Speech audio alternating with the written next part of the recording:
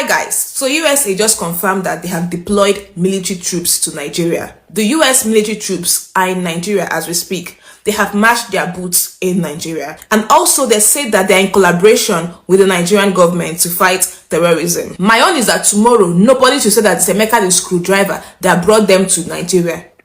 The USA confirmed that they are working together with the Nigerian government to fight terrorism. Tomorrow, let nobody change the story to Emeka the screwdriver. Biko, ekuchamu. The statement we are analyzing today reflects a mix of urgency, suspicion, political anxiety, and public communication dynamics that are increasingly common in discussions surrounding international security cooperation, particularly when such cooperation involves a powerful global actor like the United States and a sovereign nation such as Nigeria.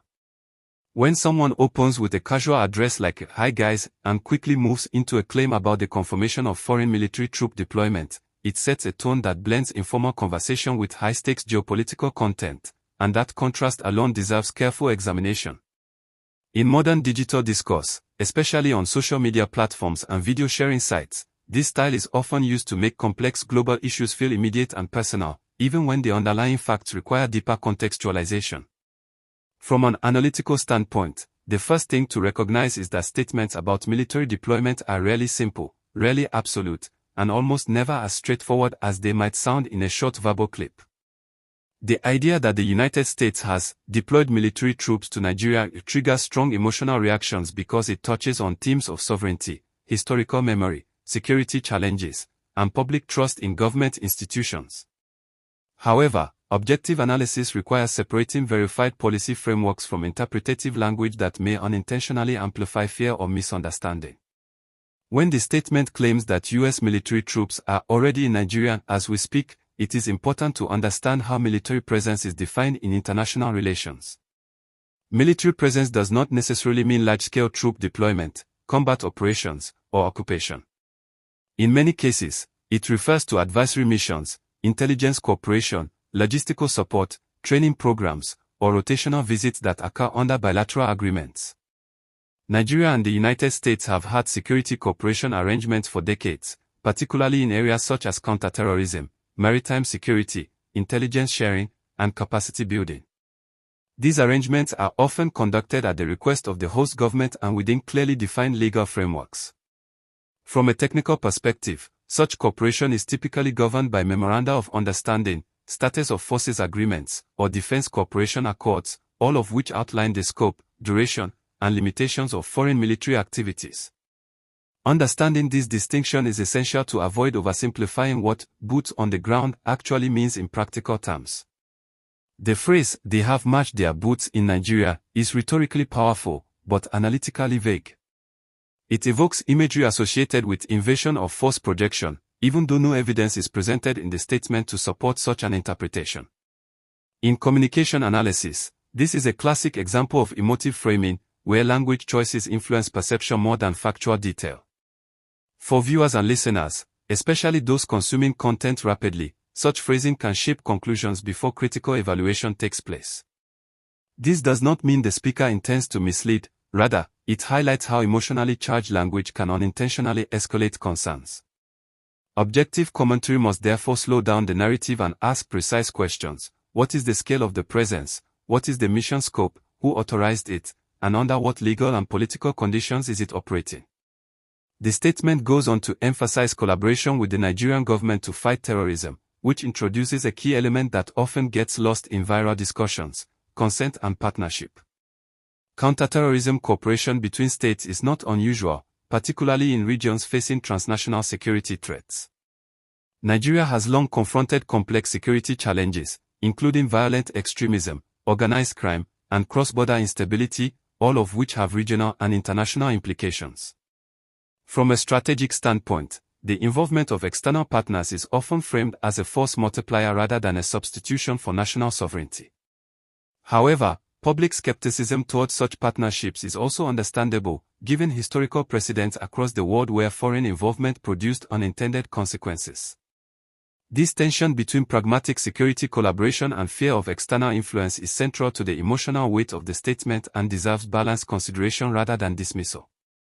The speaker's insistence that, tomorrow nobody should say that it's Emeka the screwdriver that brought them to Nigeria, introduces a defensive narrative that suggests anticipation of blame shifting or scapegoating.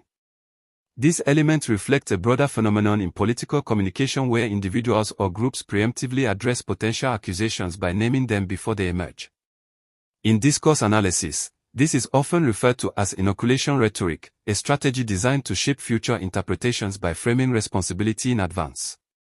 The mention of a specific individual or symbolic figure, even in a colloquial or humorous way, signals concern about how narratives are constructed after the fact. It implies that public discourse may distort the sequence of events or misattribute agency, which is a legitimate concern in fast-moving information environments where misinformation can spread rapidly. At the same time, objective analysis requires acknowledging that claims of confirmation must be evaluated against official statements, verified reports, and credible sources. Governments, including that of the United States, typically communicate military cooperation through formal channels such as Defense Department briefings, embassy statements, or joint press releases.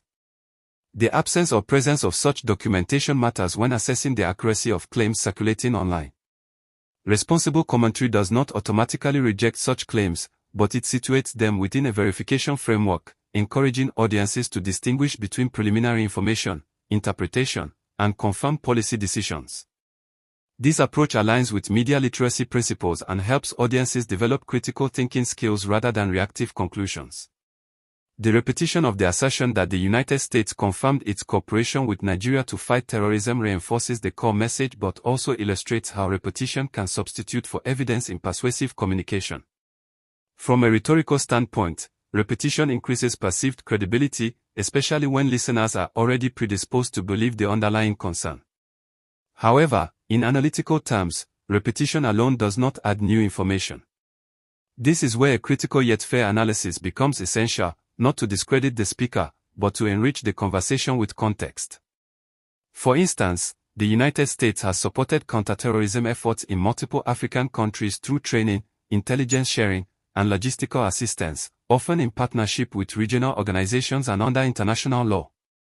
Nigeria's participation in such frameworks has evolved over time, influenced by domestic political priorities, human rights considerations, and strategic calculations. The cautionary tone toward future narrative manipulation, expressed in the line urging people not to change the story, reflects a broader mistrust of information ecosystems. In the age of algorithm-driven content distribution, narratives can indeed be reframed, sensationalized, or politicized within hours. This reality underscores the importance of transparent communication from both government and independent analysts. When official information is limited or delayed, speculation fills the gap, sometimes leading to exaggerated fears or polarized debates. From an objective standpoint, acknowledging this dynamic does not validate every claim, but it explains why such statements resonate strongly with audiences who feel excluded from decision-making processes. It is also important to note that counterterrorism itself is a complex and contested concept. While the goal of preventing violence and protecting civilians is widely shared, the methods employed, the metrics of success, and the long-term consequences are subject of ongoing debate among security experts, policymakers, and civil society organizations. Any foreign military involvement, even when framed as supportive, raises questions about accountability, oversight, and alignment with local priorities. An objective analysis does not assume malicious intent, but it does emphasize the need for clear mandates, respect for human rights, and transparent evaluation of outcomes. These considerations are essential for maintaining public trust and ensuring that security cooperation does not inadvertently exacerbate the very problems it seeks to address. As viewers reflect on this statement, it is worth pausing to consider how information is consumed and shared. A short clip or quotation can spark widespread discussion, but meaningful understanding requires time, nuance, and a willingness to engage with multiple perspectives. This is why conversations in the comment section can be valuable when they remain respectful and evidence-based. If you're listening to this analysis and finding it helpful, taking a moment to subscribe to the channel helps support more in-depth, balanced discussions like this one, and sharing the video allows others to engage with the topic in a thoughtful way rather than through sensational headlines. From a methodological perspective, analyzing such statements involves cross-referencing official communications, examining historical patterns of cooperation, and assessing the incentives of all actors involved. The United States, like any state, operates based on strategic interests, legal constraints, and political considerations. Nigeria, as a sovereign nation, weighs external support against domestic legitimacy and long-term stability. Neither actor exists in a vacuum, and their interactions are shaped by regional dynamics, global security trends, and internal political pressures. Reducing this complexity to a single narrative risks oversimplification, which ultimately serves neither public understanding nor constructive debate. The emotional undertone of the statement, particularly the insistence on not being blamed, also highlights the personal dimension of political discourse. Individuals who speak publicly about sensitive topics often become targets of criticism, misrepresentation, or harassment. Acknowledging this reality does not exempt anyone from scrutiny, but it reminds audiences to separate critique of ideas from attacks on individuals. Healthy democratic discourse depends on this distinction, especially in online spaces where anonymity and virality can erode civility. As the analysis continues, it becomes clear that the most productive response to such statements is neither blind acceptance nor outright dismissal, but careful examination grounded in verified information and contextual awareness. This approach aligns with responsible content creation standards and helps maintain compliance with platform guidelines designed to prevent harm, misinformation, or incitement. For content creators and viewers alike, the goal should be to elevate the conversation, asking informed questions rather than amplifying fear. If you have thoughts on this topic, sharing them respectfully in the comments can add valuable perspectives to the discussion, especially if they reference credible sources or personal experiences relevant to understanding the issue. Engaging in this way strengthens the collective ability to navigate complex global topics without falling into polarized narratives. And of course, staying subscribed ensures you don't miss future analyses that aim to unpack challenging issues with clarity and balance.